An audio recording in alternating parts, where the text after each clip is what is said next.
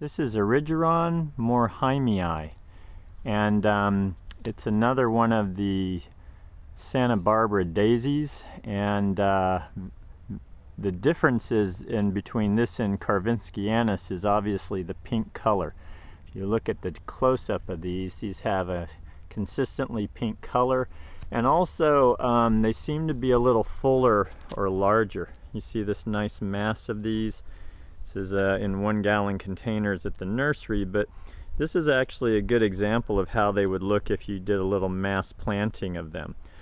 So these plants get about 16 to 24 inches across, just depending on your situation and how happy they are.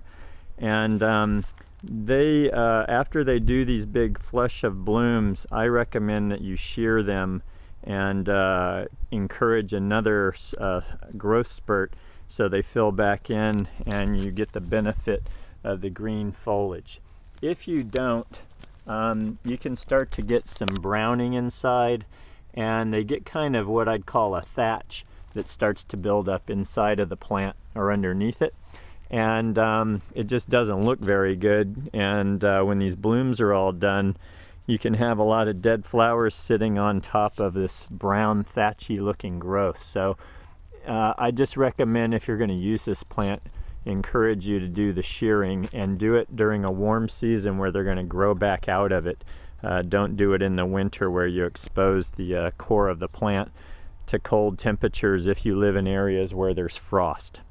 I consider this kind of low water. I don't know about drought tolerance, not very deep rooted, but I'd say definitely low water.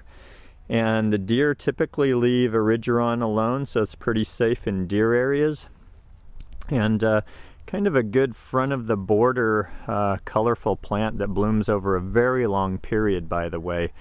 Depending on whether you're by the coast or inland, you can get many months of bloom out of this plant, just depending on the weather cycle and how you maintain them. So that is Erigeron Moerheimii. Excellent little perennial, heavy bloomer, nice in the foreground.